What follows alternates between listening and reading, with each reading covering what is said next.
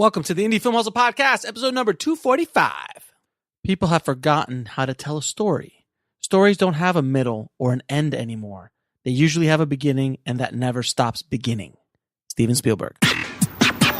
Broadcasting from the back alley in Hollywood, it's the Indie Film Hustle Podcast, where we show you how to survive and thrive as an indie filmmaker in the jungles of the film biz. And here's your host, Alex Ferrari. Welcome, my Indie Film Hustlers, to another episode of the Indie Film Hustle Podcast. I am your humble host, Alex Ferrari. Today's episode is brought to you by Blackbox. Blackbox is a new platform and community that is all about financial freedom for filmmakers like you. If you join Blackbox, you will be transformed from being a worker to being a maker of your own content. And you'll be making steady passive income from the global market. Blackbox currently allows you to upload your stock footage once, get it to many global agencies, and then allows you to share that passive income stream with your collaborators. Whether you want to submit old footage that's been sitting around in your hard drives or create brand new content, Blackbox is for you. It's really quite revolutionary. With Blackbox, filmmakers can concentrate on making great content while Blackbox takes care of all the business BS. Just visit www.blackbox.global to find out more. Today's show is also sponsored by Studio Unknown. Studio Unknown is a crack team of audio post professionals known for quality sound on any indie budget. Whether you need a lush surround sound mix or a quick festival submission pass, Studio Unknown can help you with all of your post sound needs, from sound design and mix to Foley, ADR, and even a custom score. Contact Studio Unknown and mention the Indie Film Hustle Podcast, and you'll get 50% off one day of ADR or 10% off your complete post sound package. Just go to studiounknown.com. Now, today on the show, we have Caleb Price, who is the director of a new film called Connect. It's a documentary starring Kirk Cameron of the 80s hit show Growing Pain. And Caleb and Kirk got together to make a movie called Connect, which is a movie about helping parents understand social media and navigating the social media world in regards to their kids and how insane it is and what's going on and a lot of the abuse that's happening. But that's not the main reason I wanted Caleb on the show. Caleb and Kirk have been able to leverage a service called Fathom Events to be able to sell movies and distribute them theatrically in a very unique way. And it's, I think, a good opportunity for you guys to hear how they did it, how they did the marketing for it, what's it like working with Fathom Events. And I'm not going to tell you too much about Fathom Events because we're going to go deep into it in the interview, but it is a unique way to get your movie into theaters and get a theatrical and a large theatrical release, not just, 10 theaters. It's going to be a minimum of like 100 to 200 theaters, if not more, if you're able to make a deal with Fathom Events. So it's a very interesting way. And it's just another way, another avenue, another revenue stream that you can throw on to help you make your money back on your movie release. So without any further ado, please enjoy my conversation with Caleb Price.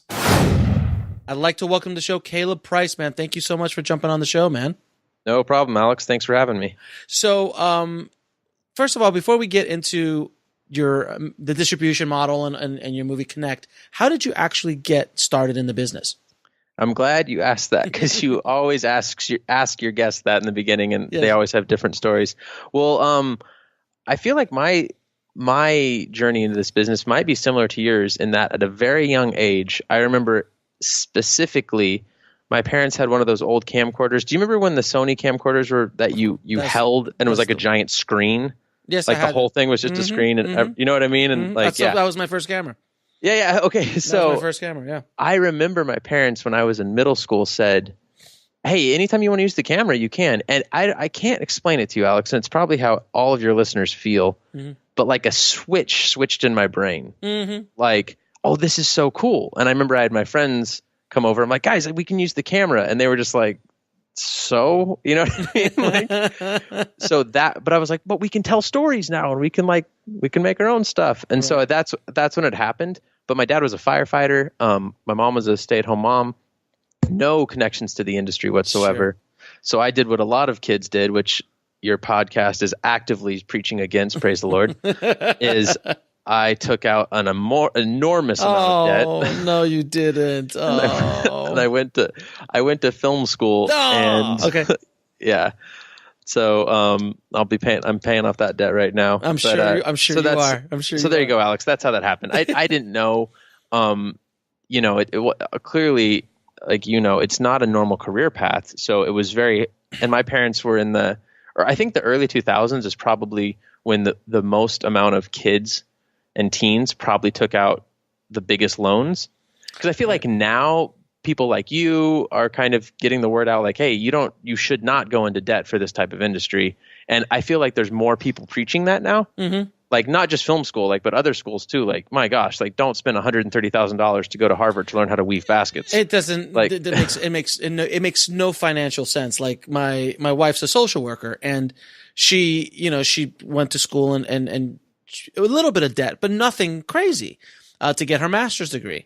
And she was having her interns come in from USC, and they had $140,000 in debt for a social worker.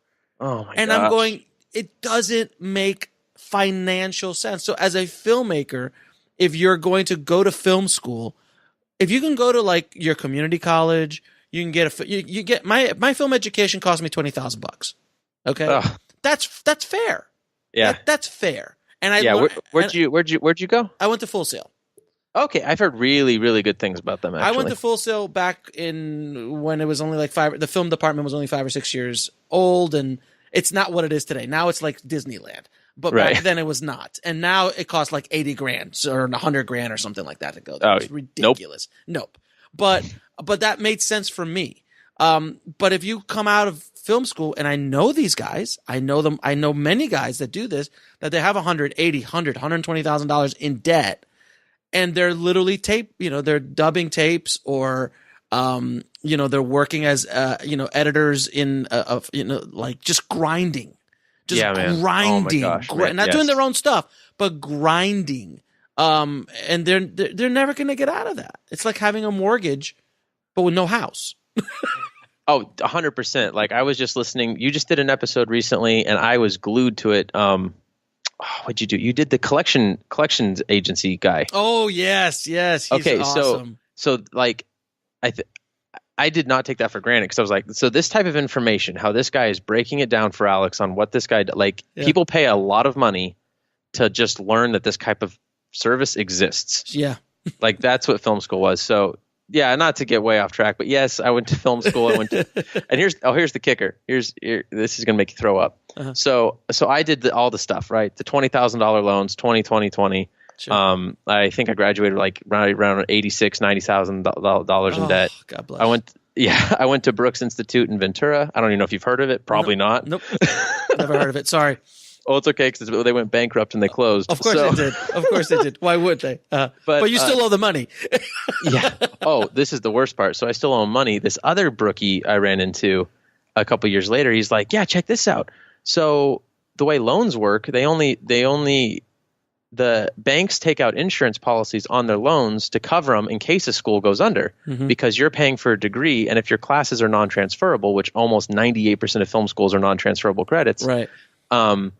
You get all your money refunded, because they see it as, oh, you were working towards a degree and now you can't get it. Mm-hmm. So this kid, no joke, he was 1 semester away from graduating. Oh, God, that's awesome. Took all the loans, like maxed them out, all of them. All right. School closes. He gets the letter. You can't go to school anymore. Boom, gets a letter from all his loans. All of your loans are forgiven. None of them have to be paid back. So he got the entire education. Pretty much. Yeah. For free. It's like, you know what? Sometimes you're just born under the lucky star. What can you do?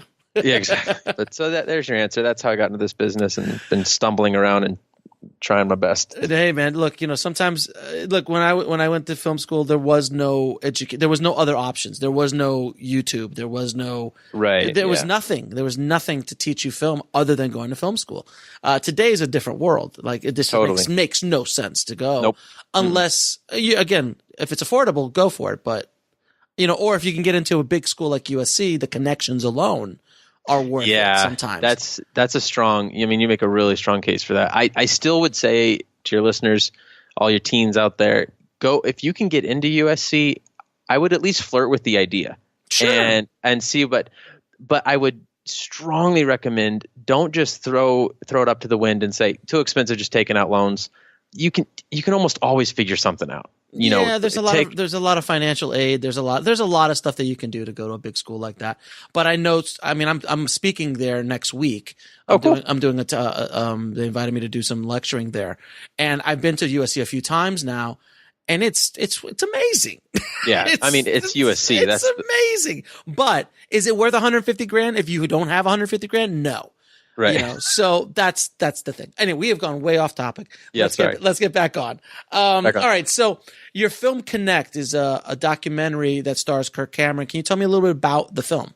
Yeah, sure. So Connect is about social media and technology in this generation, and basically how parents and adults for the first time are really starting to wake up to the fact that it's not just a harmless technology, and it is a completely different world. Snapchat, Instagram, Facebook. Not LinkedIn, but the other Twitter. ones. Yeah, Twitter. There you go, Twitter. And giving your kid, the studies are out now, the average age of a kid first gets a cell phone now is 10 years old. Mm-hmm. A smartphone. We're talking full access iPhone or Android stuff, a 10-year-old. So it's basically, when we talked to a psychologist, he said that's kind of the equivalent of taking a 12-year-old or a 16-year-old, driving them to Las Vegas, giving them $10,000 in a fake ID, and just being like, I'll see you later. Like, it's almost the equivalent with the amount of stuff that's out there. And so it's the long and short of it. The documentary goes into that. But instead of it freaking parents out or freaking us out to like, just take the phones away, it's more like, no, this is we live in the most amazing time in history. Mm-hmm. I mean, you can connect to anything and anyone at any moment. Mm-hmm. However, doing it unguided, unbridled, your kids are going to go down a very dark path. Their brains are going to be underdeveloped. Mm-hmm. Their social skills will be zilch to non-existent. Mm-hmm. They won't know how to have long-lasting, effective relationships, friendships, romantic relationships, mm-hmm. and the phones are literally rewiring their brain. So we go on this journey with Kirk Cameron, who has 6 kids. So he's learning this stuff himself. So he kind of talks to these experts. So we talked to a brain surgeon. We talked to some therapists, some psychologists, some pastors, a lot of parents, interview a bunch of kids in their 20s. So yeah, that's basically, and it's the whole thing. And we'll probably get into this because this is really helpful. Is I made it for a very specific target audience. Yeah, we'll definitely get into that. But let me ask you. So, what was the distribution plan like when you sat down with Kurt and like, okay, we're going to go make this movie? Did you guys already know that you were going to go down the distribution plan you went to, or did you try to go to a traditional distributor, because you obviously have some star power and in a very lucrative niche that you guys are going after? So just curious. So here's what happened. So obviously, I'm 30, and the movie I want to make was not necessarily a documentary for parents about social media and technology. And so what I would say is, and this answers your question, is to a lot of your listeners, keep your passion project, but keep your peripheral vision open, because your peripheral vision is where the opportunities are going to happen. And if you don't take them because you just have the movie you want to make, mm-hmm. good luck ever getting to do anything in this business. Absolutely. Agreed, so 100%. So what happened was a mutual friend introduced me to Kirk.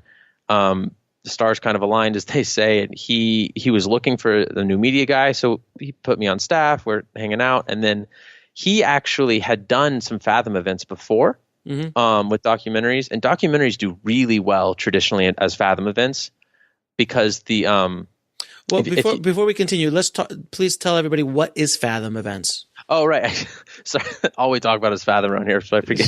Sure. So anyone can just Google Fathom Events, but essentially Fathom is a different way to broadcast things and events, entertainment into movie theaters. Traditionally, Fathom is live events. So think a big UFC fight, a big boxing fight. The opera, right. Tons of opera. Yeah. So much opera.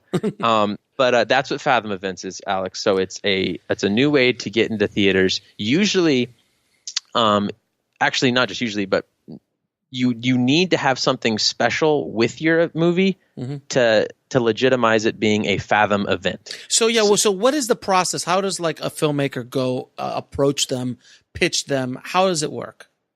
So back to the peripheral vision thing, Kirk already had the relationship with Fathom. So he said, I want to do a new project for Fathom. So he already had that relationship with them. Okay. However, I do know they're always looking for content. So you can't necessarily, you can even just go to the website and like start emailing them.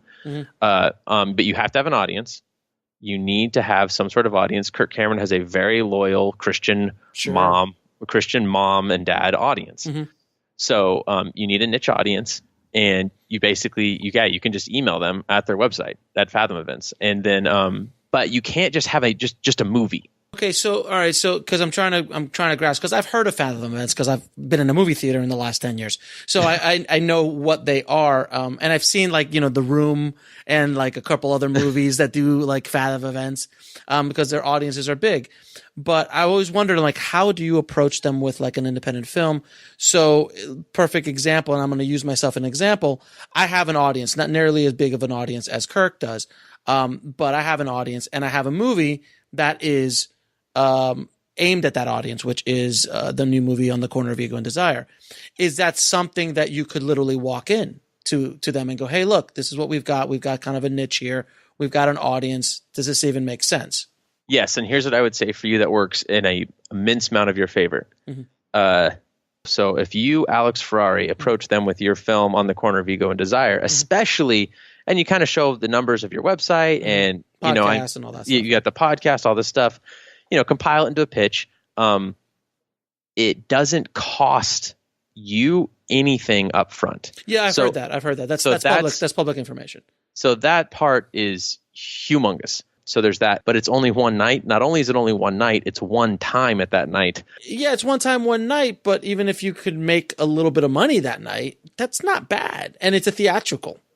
Right. I think a good way to look at it is have your secondary plan ready to go, your home entertainment. Like this actually probably could really work for On the Corner of Ego and Desire. I don't know. Like you have the times set up when you would like it to release on, like you could use Distributor if you wanted or whatever, and have it ready to go on those, but make sure it's not available on those until you can do the theater release. And then I believe in the Fathom-y stuff of your theater release, you can say, hey, it's coming out on home video on these days. Or so that was the distribution plan. So it was never a conversation about going through a traditional distributor. Well, we had a traditional distributor, Provident Film, but you mean a traditional like path, right? So you have a traditional. So you do have a traditional distribution path besides the Fathom Events. Yeah, and I can talk a little bit about that. Please. So the plan was we'll do a Fathom event. We ended up being in the theaters 4 nights, which was awesome. By the way, I looked up how much you made. According to Box Office Mojo, it's over $830,000. So you've done well. Which I will. So yes.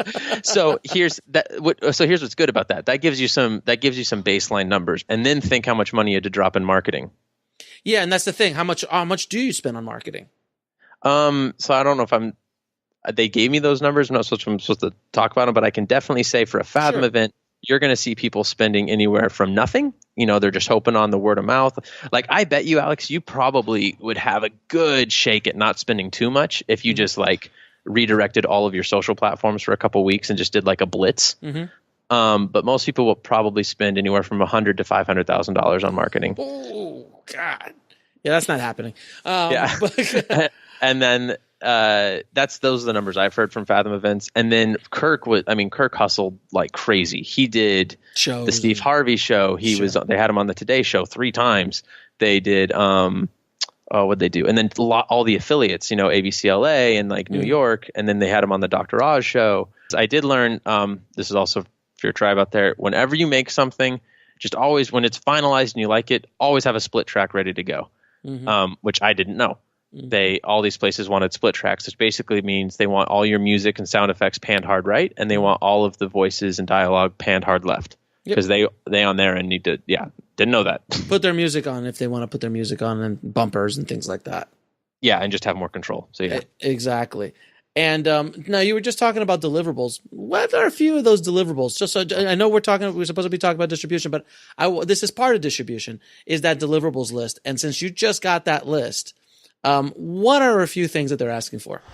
Well, first of all, to be clear, there's a list of deliverables for Fathom, which are simple and clean. For the most part, it's just high-resolution ProRes exports.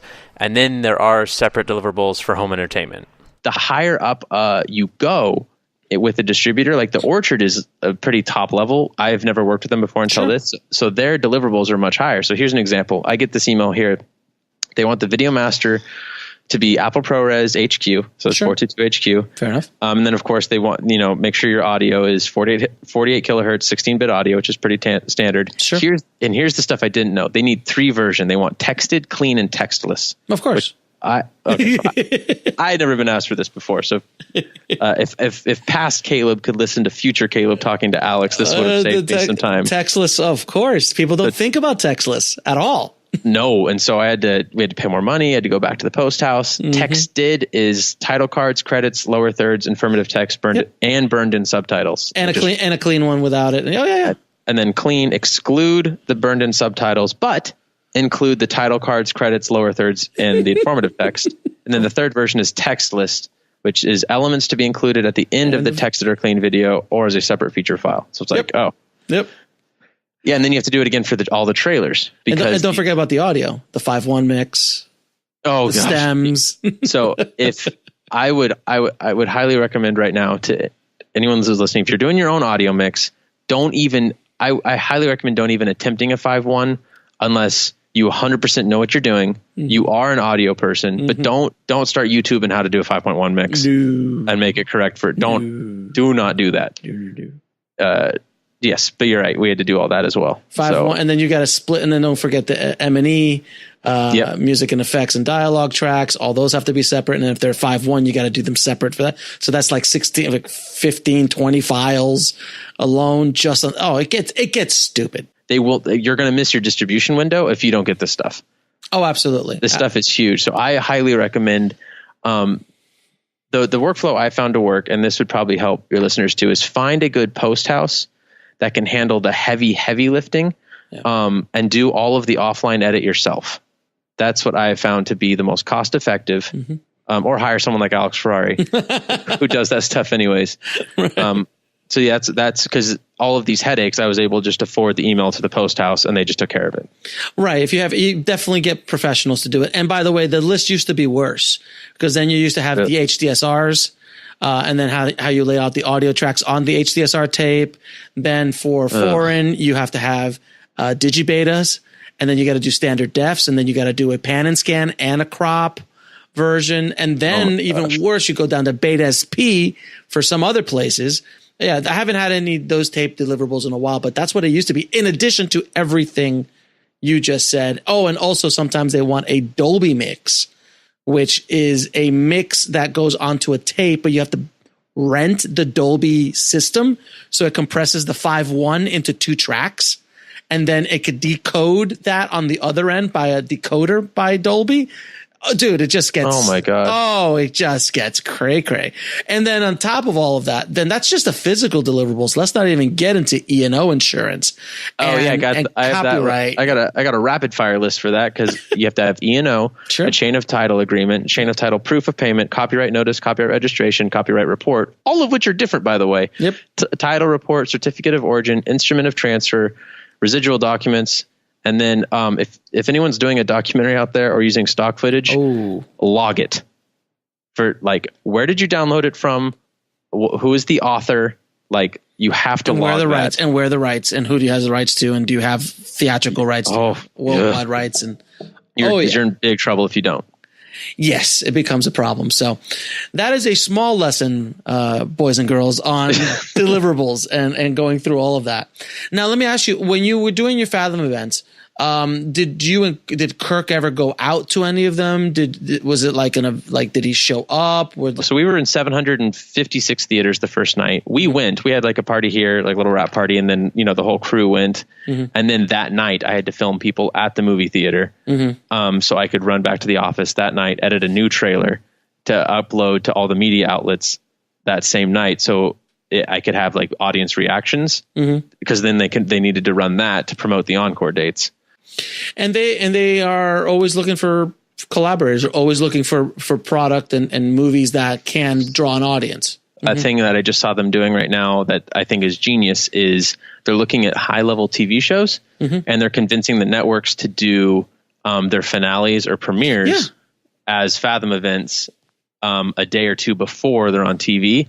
And they're really doing a good job of making it fun. Like they're doing, I don't know if you saw the thing they're doing for The Walking Dead. No, I didn't know that. So, I know they did something for the Game of Thrones. I heard a while ago. So I didn't see that one, but I don't watch The Walking Dead, but I saw they had a big cutout poster in the theater and it was Fathom was plastered all over it. So you're seeing a lot more of that. So they're really open to not just doing opera. So right. They'll be running ads before, and they figured that out for you, which is kind of nice. So Connect, the trailer for that ran before a lot of like family films, like The Greatest Show. This actually was cool. So Fathom worked a deal out with, so pretty much every theater that was showing The Greatest Showman, Connect, a trailer for Connect ran before it. Oh, that's awesome. Which really worked out because The Greatest Showman had a super leggy release. Right. There's other options as well, like Tug and other things like that you can do that can kind of like go out and you can like build out a screen by screen theatrical release, but this is a lot bigger. This is a bigger thing. You've got a company behind you. You've got basically free marketing inside the theaters. And you're doing a 300 screen release. That's pretty massive. Yeah. And so, like after the show, I could probably give you some contact information. No problem. I appreciate if that works. But I think there's, I saw your trailer and it definitely feels like it would be part of that niche. So yeah, very cool. But the big thing that I would say to take away is it is possible. You gotta have a niche, like which you've already preached on before. Like you've got to have a niche target audience. Like who is this for? Yeah. In other words, everyone listening, if you make a movie that's a broad comedy, this is not going to work. They're not going to take on a broad comedy with no stars. Yeah, no way. And you probably shouldn't be making that movie anyways. Not on the indie world. You should be doing more of a niche situation where you can then really focus. I knew my audience. I built Ego and Desire strictly for my audience, which are filmmakers and cinephiles.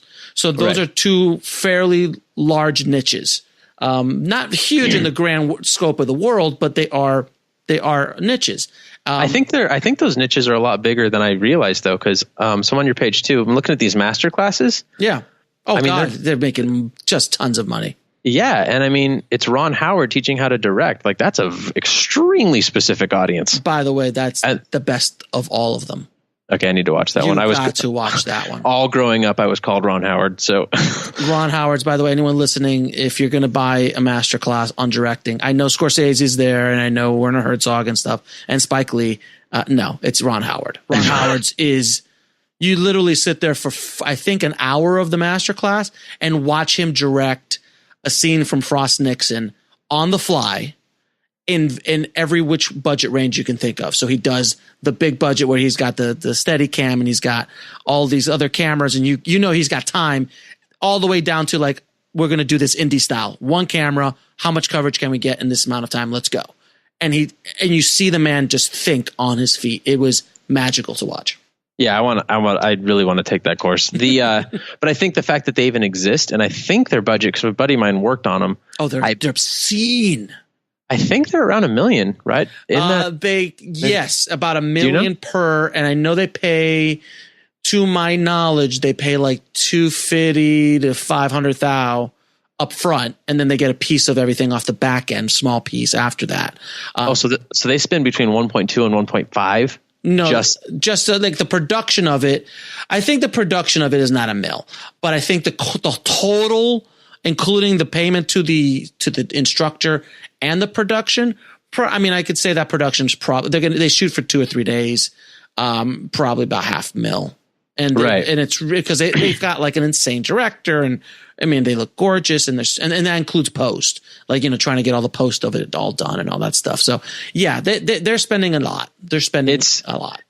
So it just kind of proves your point. Like niche audiences are worth it, especially long haul, because I could see something like On the Corner of Ego and Desire, like that will, at least from the trailer I saw, you shot it semi-timeless. Like, so, I mean, next year you could probably still watch it as a filmmaker and still get inspired and still feel like you're one of those people. You could probably do it again next year. Other than them, all the signs that say Sundance 2018. Well, other than that, it is timeless. That's the only thing that kind of dates the movie is that there's 2018 everywhere while we're shooting, but there's nothing I could go in digitally and remove all that later.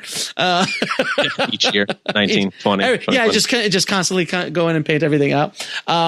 But very cool. So now what's the next step in the distribution plan for the movie? Is it going to now go through after this next encore? Is it going to go down traditional distribution path, which is SVOD, TVOD? So DVD? Multiple things happen. And this is also worth noting for any of you guys. So any of your listeners who don't even like Kirk Cameron or just don't want to do anything related to family or faith, this is still something you should know is if an audience shows up for a movie, it's because they liked the movie or topic or something about it. So give them, make quality stuff for that world anyways. Like there's a reason Indie Film Hustle is not just a podcast. Mm-hmm. I really like hanging out with Alex and the way he talks to these people.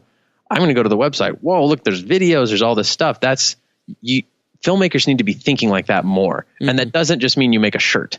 Like, right. it might be appropriate for your film. Like Corner of Ego and Desire, even your example, that's a cool name. So I could see that like even just being printed on a shirt. So here's the next path for us.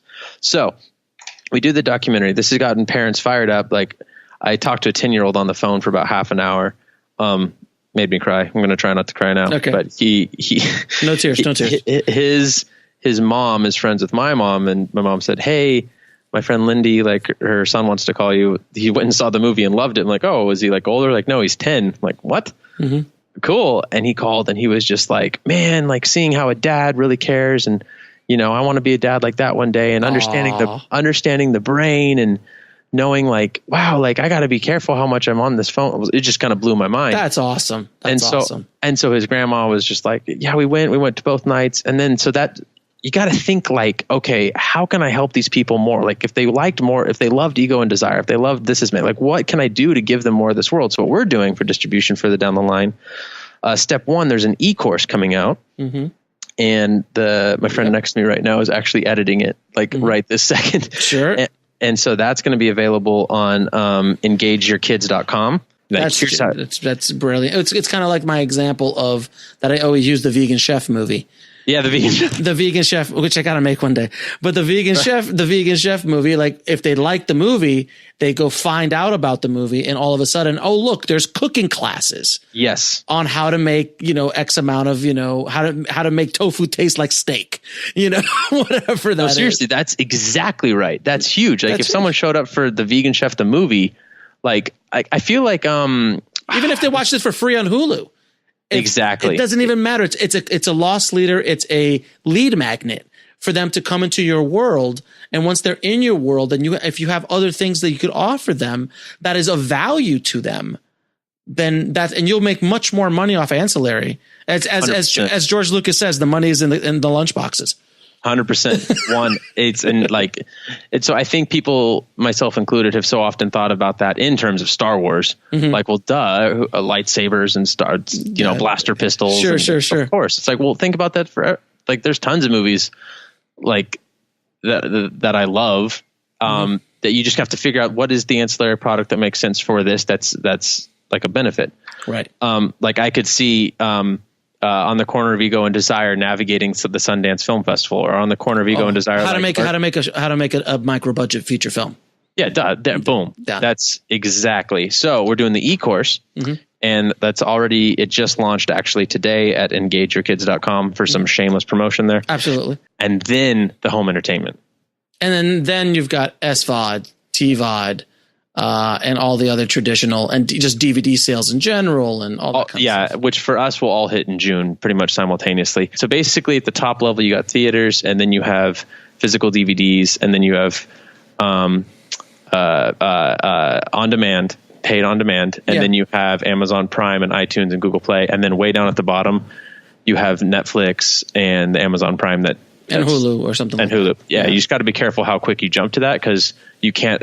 Once you've gone to that ring in the ladder, you're done. That's it. And for some people, that's fine. Oh no, look, if you offer this movie to Netflix and Netflix like, I'm going to give you $2 million for this. Yeah, totally different story. Then you're like, well, how much money are we going to make on going the traditional route with all these DVDs and stuff? Or should we just slap it over to Netflix right now? Exactly. You have to, or if you've decided as a team, like our ancillary products are so strong, it's worth it to us to have this easier for people to see, to sell this stuff. Right, exactly. And it all depends on what the end goal of your movie is if it's to make a lot of money, that's one way. If it's to also make money and help people, that's another thing. There's all sorts of different ways of going about it. But this has been really educational. I'm really glad you jumped on the podcast, man. Thank you so much. Yeah, absolutely. It's fun. Now I've got a few questions I ask all my guests. So are you ready for the rapid fire questions? Yes, fire away. What advice would you give a filmmaker wanting to break into the business today? Just start doing it. You know what? That is the most common response. Everyone's like, just go make a movie. Just go make a movie. There's short films or poo pod. I would say that Kirk asked me to join his team because he saw my short films. Mm-hmm. So I don't poo paw them entirely. Right. Me too. I mean, I got big jobs because of short films I've done, but yeah, you did one that was huge. What was it called? Red Princess Blues or Broken, one of those two. I think it was Broken that I saw. Right. Yeah, that opened up, but that was also 2005. So it was a whole other world when I made that short. I would not do that today, and nor will it be that successful today because it was just just different times. But in today's world, go make a feature. Yeah, go do it right now. Grab your friends and be prepared for it to suck. One of the and be okay with that. One of the biggest advice I would also give too is, even though this is going to sound backhanded at the same time, write your script. And if you find yourself skipping over a portion of the script and in the back of your mind, you just say, oh, we'll figure that out on set, or, oh, we'll figure that out in post. That's a humongous red flag, and go back to that part of your script and fix it. I'm sure there's someone listening right now who's been doing that. Don't do that. You're only allowed to say, I'll fix it in post if you are the person who's capable of fixing it in post. Yeah, don't. And then, because I wrote, Connect had a pretty strict script because this is a lot of information. Mm-hmm. I want to get it out in an hour. I want people to talk to a brain surgeon first, then parents, then a therapist. Like there's a very specific reason. Mm-hmm. But there was a particular interview, and every time in the script I breezed over it. Like, I'm sure that'll work. And I'm sure you can guess which interview landed up on the cutting room floor and wasted us a lot of time. So and money. Yeah. So get out, make the film, be okay with it not being good, and then go make another one. Mm-hmm. Like if you want to break into the business, do it now. And for the love of all that is holy, do not take out a loan to go to film school. I mean, if you're going to take out a loan, at least go make a movie with it. But don't even do that. Yeah, but that's. But don't do that either. Yeah, read the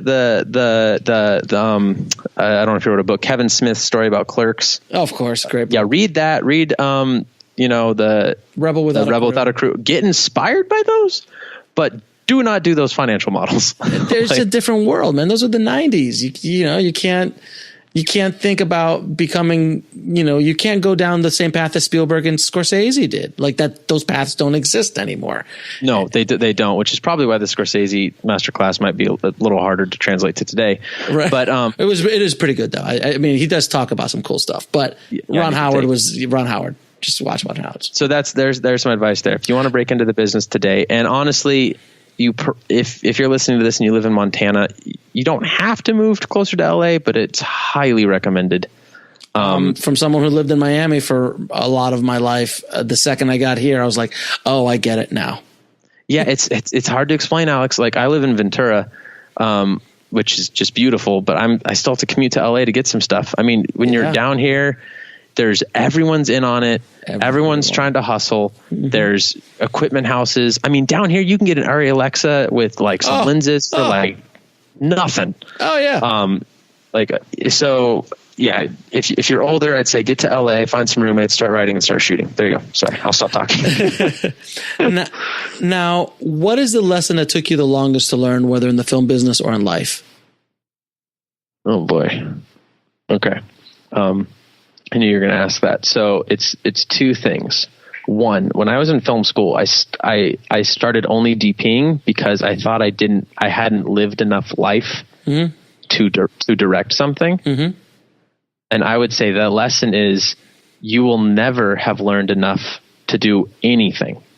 Well, you're never going to, this is big philosophical thing here. I'm learning because I have 2 kids. You're never going to, quote, be ready to have kids. No, you're never, and you will never, quote, be ready to direct that film. You won't, that won't happen. So what you need to do is you just need to like tighten up your knuckles and just go do it. And I'm looking back and I could have, I mean, when you don't have kids and you're not married, I mean, you can sleep whenever and wherever. Yes. You have so much freedom. Yes. You need to grab a camera and you need to start shooting. You need to stay up till 3:00 in the morning writing. You need to read as much about, listen to the Indie Film Hustle from beginning to end. I would say that's the biggest thing. And I'm still learning it. Like, try to always go in a little above your head because that's the only way you're going to move forward. And it's also, I mean, I remember before I met my wife and before I had kids, I mean, I would work 12, 15 hours a day, sleep 4 hours and, do things that you just can't do now. You just can't do it. Life is different now. Exactly. All right. Now, what are 3 of your favorite films of all time? It's easy. Hook, Scott Pilgrim vs. the World, and Once. Oh, good. I love Hook. I would say you need to watch Hook to remember that it's okay to feel like a kid forever. Yep. And it's just to see how, to me, that's like the quintessential large budget studio adventure film of the 90s. I would say watch Scott Pilgrim to get inspired that you can blend genres sometimes. It works seldomly, but for me, it worked very well in Scott Pilgrim. It worked very well, not financially well, but well artistically, without question. Right. The box office, not financially, but long term it did. Yeah, absolutely. Absolutely. It took a long time. It's one of those movies that took a while to everyone go, hey, that's a really good movie. Exactly. And then I would say watch Once to get fired up to do a movie for no money. Oh, God. Because, I mean, that movie was made for nothing on an XD cam and looks like crap. And I mean, they were at the Academy Awards accepting, best song. It's ridiculous. It's ridiculous. All right, cool. And where can people find out more about the movie and about you?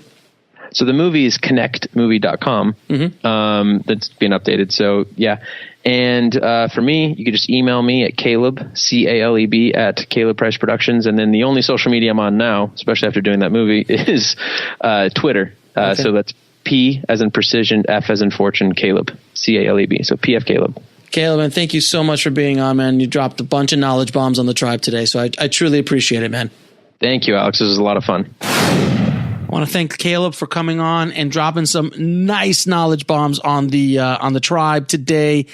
Caleb, thank you again, man. And this is just another revenue stream. This is just another way to make money with your movie. It's not going to be for everyone. Not everyone's going to get in, but it's just something I want you guys to be aware of, because if your movie is the proper fit for this is an amazing opportunity to generate revenue for your film.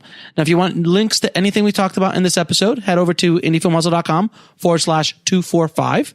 And if you haven't already, please head over to filmmakingpodcast.com and leave us a good review on the show. It really, really, really helps us out a lot, and I really would appreciate it. And also, if you guys like screenwriting, don't forget about Bulletproof Screenplay, a new podcast that I launched around 3 months ago, and it's already in the top 5 of all screenwriting podcasts on iTunes. So thank you for all the tribe members that already signed up. But if you're interested in signing up for that podcast, head over to screenwritingpodcast.com. And as always, keep that hustle going. Keep that dream alive. And I will talk to you soon. Thanks for listening to the Indie Film Hustle podcast at indiefilmhustle.com. That's INDIEFILMHUSTLE.com. Hi, it's Jamie, Progressive #1, #2 employee. Leave a message at the... Hey, Jamie, it's me, Jamie. This is your daily pep talk. I know it's been rough going ever since people found out about your a cappella group, Mad Harmony, but you will bounce back. I mean, you're the guy always helping people find coverage options with the Name Your Price tool. It should be you giving me the pep talk. Now get out there, hit that high note, and take Mad Harmony all the way to nationals this year. Sorry, it's pitchy. Progressive Casualty Insurance Company and Affiliates. Price and coverage match limited by state law. Price and coverage match limited by state law. Price and coverage match limited by state law.